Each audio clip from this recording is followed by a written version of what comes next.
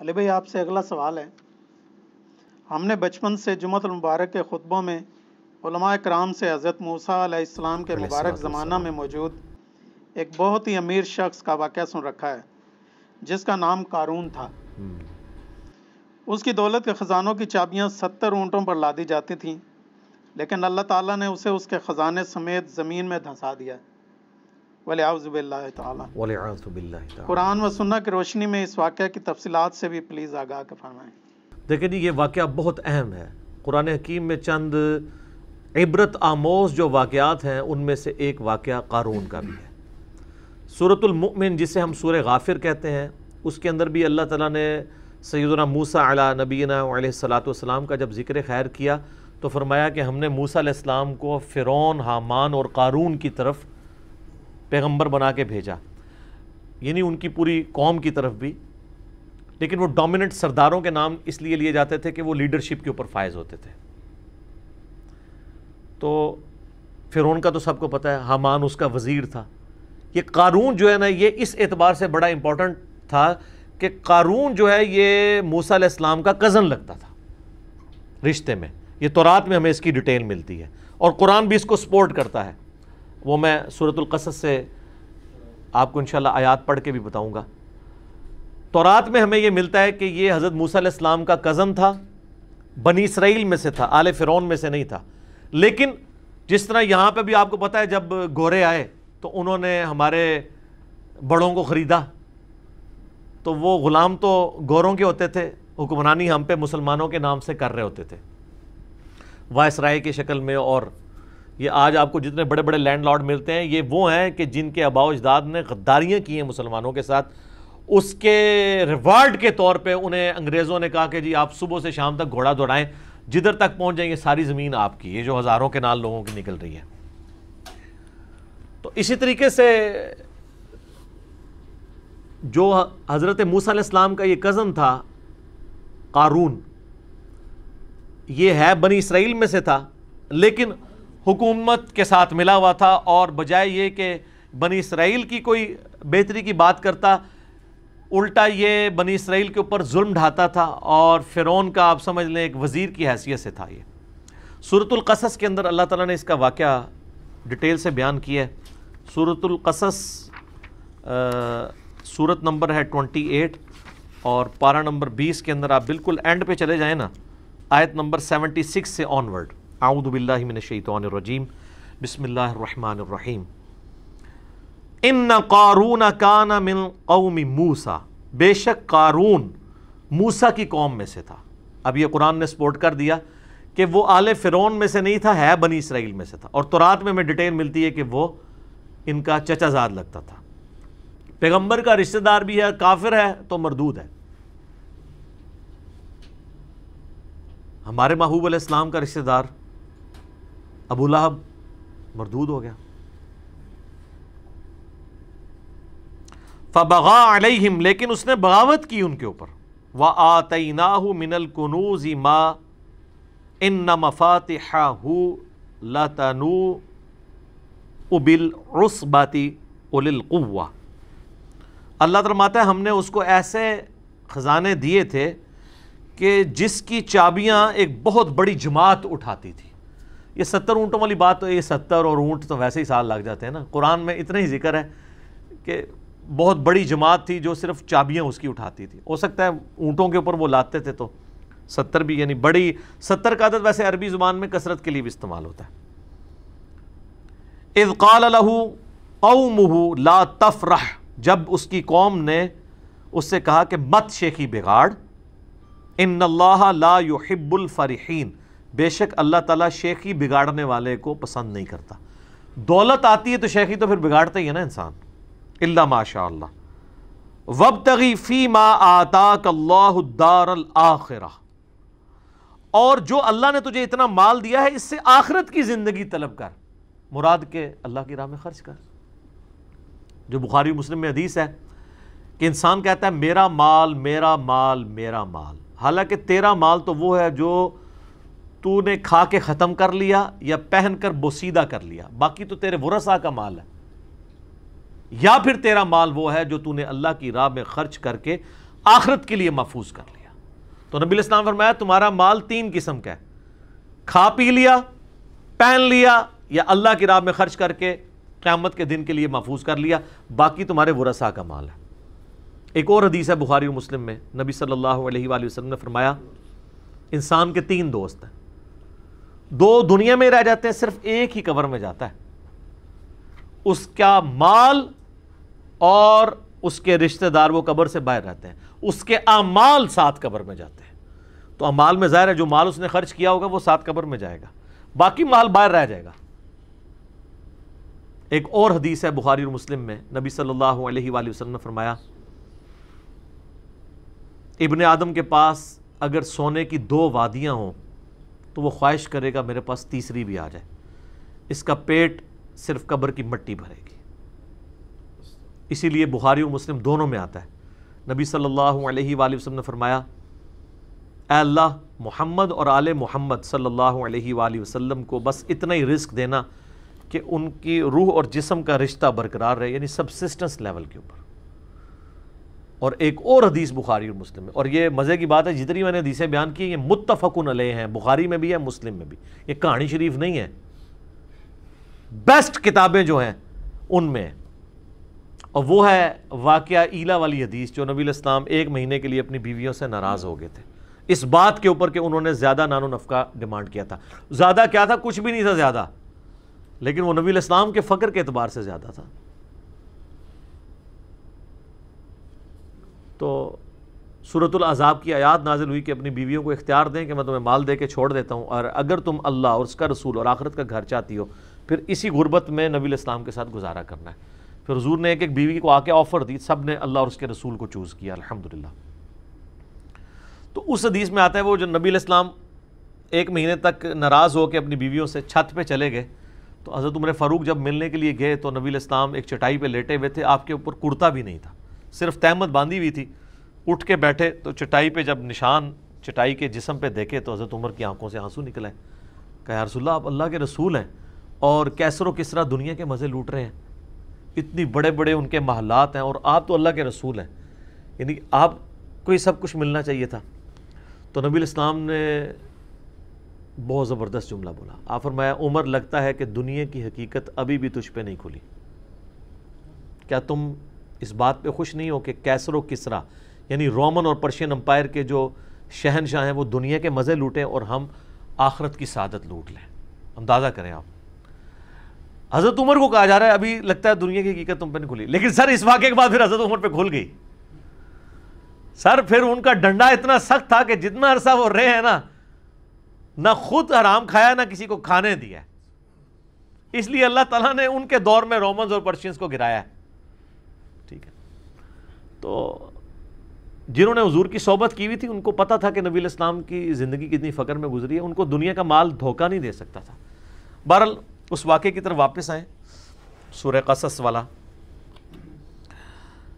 تو اس کے ساتھیوں نے کہا کہ تجھے جو اللہ نے دیا ہے نا اس سے آخرت طلب کر، وَلَا تَنْسَ نَصِيبَكَ مِنَ الدُّنْيَا، اور دنیا میں بھی جو تو نے خرچ کرنا ہے اپنے لیے لوگوں کے اوپر اس کو بھی بے شک مت بھول۔ ہم یہ نہیں کہتے کہ سب کچھ اللہ کی راہ میں ہی خرچ کر دے، اپنا بھی حصہ لے اس میں سے۔ وَأَحْسَنِ كَمَا أَحْسَنَ اللَّهُ إِلَيْكَ، اور تو لوگوں کے اوپر احسان کر اس مال کے ذریعے جس طرح اللہ نے تجھے مال دیا، یعنی اللہ کے دیے ہوئے میں سے اللہ کی راہ میں خرچ کر، غریبوں کے اوپر لگا۔ وَلَا تَبْغِ الْفَسَادَ فِي الْأَرْضِ، اور دیکھ اس کے ذریعے زمین میں فساد تو مت بچا۔ اگر تجھے دولت ملی ہے، یہاں پہ بھی آپ دیکھ لیں جس کے پاس دولت آئی ہے وہ ڈان بنا ہوا ہے، اس کے لیے جناب بڑا وکیل کیا جج کرنا بھی کوئی مسئلہ نہیں ہے، وہ جج بھی کر لیتے ہیں۔ ظاہر ہے ججوں نے کئی فیصلے دیے ہیں نا ایسے کہ جی ان کے اپنے جج بکے ہوئے تھے، تو وہ کسی نے پیسہ لگایا تو بکتے ہیں نا۔ ان اللہ لا يحب المفسدین، بے شک اللہ تعالیٰ زمین میں جو فساد کرنے والے ہیں نا ان کو پسند نہیں کرتا۔ اب اتنی زیادہ نصیحت سننے کے بعد دماغ کا خمار دیکھیں کہ قارون جواب میں کیا کہتا ہے، قال انما اوتیتہ علی علم عندی، وہ کہنے لگا یہ جو کچھ مجھے حاصل ہوا ہے یہ تو میرا کمال ہے، یہ میرے علم کی بدولت ہوا ہے، میرے پاس جو ہنر ہے، میں بڑا یعنی ہوشیار آدمی ہوں, میں نے بڑی چلاکی کے ساتھ بڑے صحیح ٹائم پہ انویسٹمنٹ کر کے جناب فلانی جگہ پلاٹ لے اسی تھے, آج جناب میرے احساسیں اتنے ہوئے ہیں. آج کل ٹی وی پہ آپ سوشل میڈیا پہ دیکھ رہے ہیں نا, بڑے بڑے شریف لوگوں کے احساسیں ڈسکس ہو رہے ہیں, جو دنیا کو یہ بھاشن دیا کرتے تھے کہ فلاں حرام خور ہے, فلاں کی جداد اتنے گناہ ہوگی, اپنی جدادیں آئی ہیں, اور جو لوگوں کہتے تھے ان کی تلاشیاں لو, اب یہ بھی اپنی تلاشیاں دیں نا, ٹھیک ہے, نام لیے بغیر. تو جو لوگوں سے تلاشی مانگتا ہے اس کو اپنی تلاشی دیتے ہوئے کوئی غصہ نہیں کھانا چاہیے, اس کو کہنا چاہیے جناب یہ میرا منی ٹریل ہے, یہ دیکھیں جناب, اس کی بجائے یہ کہنا شروع کر دے نہیں اس نے بھی دیکھو, یہ وہی ہے کہ پتر تو کیوں فیل ہویا, ابا جی تھوڑے دوست دا منڈا بھی فیل ہو گیا ہے. بھئی اگر ابا جی کے دوست کا بیٹا فیل ہوا ہے تو اس کی وجہ سے تیرا فیل ہونا جسٹیفائی نہیں بیٹا, ٹھیک ہے, یہ کوئی جسٹیفیکیشن نہیں ہے. بہرحال وہ کہنے لگا میرے پاس علم ہے خاص جس کی وجہ سے میں نے, اسی لیے ہمیں دعا سکھائی گئی ہے. سنن ابن ماجہ میں حدیث ہے نا کہ فجر کے بعد نبی علیہ السلام کیا دعا کرتے تھے, اللہم انی اسألک علما نافعا ورزقا طیبا وعملا متقبلا, میں ایسا علم تجھ سے مانگتا ہوں جو نفع مانگتا ہوں, اور رزق مانگتا ہوں جو پاکیزہ ہو, اور عمل ایسا مانگتا ہوں جو تیری بارگاہ میں قبول بھی ہو, ریاکاری کی نظر نہ ہو جائے. کتنی پیاری دعا ہے, علم نفع والا نقصان والا نہ ہو. علم دین بھی نقصان بن سکتا ہے اگر آپ اس کو بیچنا شروع کر دیں, اور عمل بھی, نیک عمل بھی آپ کے لیے نقصان کا باعث بن سکتا ہے اگر اس کے اندر ریاکاری آ گئی, دکھلاوا آ گیا. یہ تو پھر لادہ سے ایک ٹاپک ہے. اللہ تعالیٰ فرماتا ہے اولم یعلم ان اللہ قد اہلک من قبلہ من القرون, کیا قارون نے یہ نہیں دیکھا تھا کہ بے شک اللہ تعالیٰ نے اس سے پہلے بھی کئی قومیں ہلاک کر دیں. من ہوا اشد منہ قوۃ واکثر جمعا, جو اپنی قوت اور مال جمع کرنے کے اعتبار سے قارون سے بھی زیادہ مال تھا ان کے پاس. اللہ تو وہ ہے جس نے ان کو بھی ہلاک کر دیا تھا, تو یہ قارون کو اپنے جو مال کے اوپر اتنا بڑا زوم ہے یہ کس بنیاد پہ تھا. ولا يسأل عن ذنوبهم المجرمون, اور جو مجرم ہیں ان سے ان کے گناہوں کے بارے میں نہیں پوچھا جائے گا. یہ نہیں پوچھا جائے گا, یہ لٹریچر کی زبان میں بات ہو رہی ہے کہ اللہ تعالیٰ کو پوچھنے کی ضرورت نہیں ہے, اس کو پتہ ہے کہ انہوں نے کیا کرتوت کی ہیں. یعنی جب عذاب آئے گا تو پھر نہیں پوچھا جائے گا کہ حضرت صاحب عذاب لے آئیے توڑے, بغیر پوچھے اٹھا کے تو اللہ تعالیٰ ان کو تباہ و برباد کر دے گا. اور یہی قارون کے ساتھ ہوا ہے جناب. سنیں یہ بھی ڈراپ سین آ رہا ہے اس کا. فخرج علی قومہ فی زینتہ, تو ایک دن وہ بڑی زینت کے ساتھ, آج کے دور میں آپ کہہ لیں کہ جی بڑی مہنگی گاڑی کے اندر بڑے مہنگی گھڑی پہنے ہوئے اور بڑے مہنگے جوتے اور کپڑے پہنے ہوئے نکلا. قال الذین یریدون الحیات الدنیا, تو وہ لوگ جو دنیا کی زندگی کے طلبگار تھے وہ کہنے لگے یا لیت لنا مثل ما اوتی قارون, کاش ہمیں بھی اتنا مال ملتا جو اللہ نے قارون کو دیا. یہاں پہ بھی آپ دیکھ لیں نا, کسی کی فلم بھی کامیاب ہونا وہ کہتا ہے اللہ کا فضل ہے. جس نے حرام خوری سے بہت زیادہ پلاٹ بنا لیے وہ بھی کہتے ہیں جی اللہ کا فضل ہے, تھوڑے سے مال میں اللہ نے برکت دی ہے جی, میں تو کچھ بھی نہیں سا وہ فضل ہے. تو ڈیپ ڈک کرو تو پھر تمہیں پتہ لگے کتنے کتنے کام پائے نے اتنے تک پہنچنے واسطے. بعض لوگ ناراض ہوئے ہیں, میں نے یہ جو دعویٰ کیا تھا نا کہ جو بھی ارب پتی ہے نا میرے بھائی, کہیں نہ کہیں اس نے ڈنڈی ماری ہے. رزق کے حلال رزق کے اوپر کوئی شخص اتنا اوپر نہیں کبھی جا سکتا, کہیں نہ کہیں اس نے کمپرومائز کیا ہے اصولوں کے اوپر. تو اس کے نا جواب میں کئی لوگوں نے نیچے کومنٹس کیے کہ علی بھائی اس کا مطلب ہے آپ یہ کہہ رہے ہیں کہ حضرت عثمان نے بھی کیا ہے. یہ یار بات کر رہے ہیں تواڈے بابیاں دی, تسی پہنچ گئے ہو خلفائے راشدین ہوتے, ٹھیک ہے, ہم تو آپ کی بات کر رہے ہیں. ان کی تو سند نازل ہوئی ہے قرآن و سنت میں, اور دوسرا ان کے پاس وہ مال نہیں تھا جو آپ کے پاس مال ہے. خلفائے راشدین کا تو سارا مال جمع کریں تو ایک ایک پراپرٹی ڈیلر کے پاس اس سے زیادہ مال موجود ہے. تو ان کی مثال آپ لوگ کیوں دیتے ہیں؟ آپ اپنی بات کریں کہ آپ نے کہیں نہ کہیں جو ہے وہ لوگوں سے ناجائز زمینیں ہتھیا کے اپنے مال کو ڈبل کیا ہے, کہیں پہ سودی قرضے لیے ہیں, کہیں بدماشی سے ہتھیایا, کہیں پہ فائلوں کو پہیے لگائے ہیں. وہ تو خود بول کے لوگ کہتے ہیں. تو کہنے لگے کاش جو قارون کو دیا گیا نا اس طرح کا فضل ہمارے پہ بھی ہوتا. انہو لذو حظ عظیم, یہ تو بڑا قسمت کا دھنی ہے, اللہ نے اس کو اتنا دیا, اللہ نے دیتا نا جی, تو ہم تکلیف ہے سانو نہیں تکلیف, جہدے کول ہے نا انہوں ہی تکلیف کٹنی پینی آخرت وچ. وقال الذین اوتوا العلم، اللہ تعالیٰ فرماتا ہے جو علم والے تھے نا، یہاں اب آپ کو پتہ چلا ہے کہ دولت کے اوپر لگام علم کی ہونا پھر انسان صحیح رہتا ہے۔ اللہ تعالیٰ فرماتا ہے جن کو اللہ نے علم دیا تھا نا، جب انہوں نے ان کی بات سنی نا کہ یہ بڑا خوش نصیب، انہوں نے کہا وَيْلَكُمْ ثواب اللہ خیر لمن آمن وعمل صالحا، ان کا تمہاری خرابی ہو، اللہ کے حضور جو اجر ہے وہ اس سے بہتر ہے ان لوگوں کے لیے جو ایمان لائے اور نیک اعمال کیے، وَلَا يُلَقَّاهَا إِلَّا الصَّابِرُونَ، لیکن اس کو وہی لوگ حاصل کر پائیں گے جو صبر کرنے والے ہیں۔ ایک یہ معنی ہے، اور دوسرا معنی یہ ہے کہ اس حقیقت تک وہ لوگ پہنچیں گے، اس علمی حقیقت تک کہ یار اصل زندگی تو آخرت کی زندگی ہے، جو صبر کرنے والے ہیں۔ دونوں معنی بیک وقت درست ہیں۔ دنیا تو ساری صبر پہ چل رہی ہے نا جی، پورے کا پورا دین، پوری کی پوری زندگی صبر ہے۔ تین چیزوں پہ آپ نے صبر کرنا ہے۔ اللہ کی طرف سے شریعت کی پابندی جو ہے نا، اس پہ صبر کرنا ہے۔ فجر کے وقت اٹھنا، سردیوں میں غسل کرنا، گرمیوں کے روزے رکھنا، صبر کرنا پڑے گا۔ دوسرا صبر ہے حرام خوری سے بچنا، حرام کاموں سے بچنا، نگاہوں کی حفاظت کرنے کے لیے آپ کو حرام سے بچنے کے لیے صبر کرنا پڑے گا، اپنے نفس پہ جبر کرنا پڑے گا، رزق کے حرام سے بچنے کے لیے صبر کرنا پڑے گا۔ اور تیسرا صبر ہے اللہ کی طرف سے آئی ہوئی تکلیف کے اوپر صبر کرنا، وہ تو سب سے مشکل کام ہے۔ ظاہر ہے کہ رزق حلال میں پھر آپ عیاشی کی زندگی نہیں گزاریں گے، دوویں جہانی مٹھے باؤ، انج نہیں ہوئے گا۔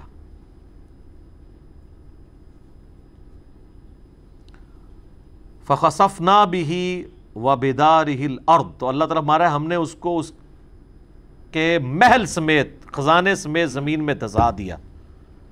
فَمَا كَانَ لَهُ مِنْ فِئَةٍ يَنْصُرُونَهُ مِنْ دُونِ اللَّهِ، پھر اس کے پاس کوئی ایسی فوج نہیں تھی، کوئی ایسی جماعت نہیں تھی جو اللہ کے مقابلے پہ اس کی مدد کر سکتی۔ وَمَا كَانَ مِنَ الْمُنْتَصِرِينَ، اور نہ ہی وہ بدلہ لے سکتا تھا کوئی اللہ تعالیٰ سے اس کے اس معاملے میں۔ سر وہ 30ویں پارے کے اینڈ میں بھی آیا نا، اللہ فرماتا ہے ہم نے قوم سمود کو تباہ کر دیا، وَلَا يَخَافُ عُقْبَاهَا، اور ہمیں کوئی ڈر نہیں ہے اگر ہم نے کسی کو برباد کر دیا کہ کوئی آ کے ہم سے بدلہ لے لے گا، کیونکہ ہم جس کو کر گزرے تو ہم سے تو کوئی نہیں پوچھ سکتا۔ یہ وہی چیز ہے، اللہ تعالیٰ ہمارا کوئی اس کی مدد نہیں کر سکی جماعت۔ اب آگے دیکھیں کیا ہوا، وَأَصْبَحَ الَّذِينَ تَمَنَّوْا مَكَانَهُ بِالْأَمْسِ، وہ لوگ جو کل تک یہ تمنا کر رہے تھے کہ یار ساڈے کول بھی قارون جتنا مال ہوتا، اللہ تعالیٰ فرماتا ہے اگلے دن کیا ہوا، یقولون وَيْكَ أَنَّ اللَّهَ يَبْسُطُ الرِّزْقَ لِمَن يَشَاءُ مِنْ عِبَادِهِ وَيَقْدِرُ، وہ کہنے لگے ہائے افسوس، بھئی اللہ ہی ہے جس کے لیے چاہے رزق کو کشادہ کر دے اور جس کے لیے چاہے رزق کو تنگ کر دے۔ لولا امن اللہ علینا، اگر ہم پہ اللہ کا فضل نہ ہوتا، لخسف بنا، تو ہم بھی زمین میں دسا دیے جاتے۔ وہ لوگ جو کل کہہ رہے تھے ہمیں بھی اس طرح کی دولت نے کہا شکر ہے جناب اسی بھی زمین میں دسا دیے گئے، ایک دن بعد ہی رزلٹ جب سامنے آیا نا، سر یہی ہونا ہے جو مولا علی کا قول ہے کہ انسان سویا ہوا ہے، جیسے ہی مرے گا جاگ جائے گا۔ او یہ کیا ہوا، یہ دنیا میں اللہ نے ان کو جگایا۔ ایک دن پہلے کہہ رہے تھے ہمیں بھی قارون جیسی دولت ملے، اور اگلے دن کیا کہہ رہے ہیں، شکر ہے یار اسی غریب ہی چنگے ہیں۔ یہ تو مارا گیا اپنی دولت سمیت، وہ دولت تو اس کو بچا سکی نہیں۔ وَيْكَأَنَّهُ لَا يُفْلِحُ الْكَافِرُونَ، ہائے افسوس کبھی بھی ناشکرے لوگ کامیاب نہیں ہو سکتے۔ یہاں کفر سے مراد ناشکرے لوگ ہیں، نہیں ناشکری ہے نا، اللہ نے رزق دیا تھا، اللہ نے نعمتیں دی تھی، آپ نے اللہ کی راہ میں خرچ نہیں کی، اپنی عیاشیوں کے اوپر خرچ کی ہیں، تو یہ ناشکری ہے۔ یہ اذانیں شروع ہو جاتی ہیں انشاءاللہ، بقیہ کے سوالات اذان کے وقفے کے بعد انشاءاللہ۔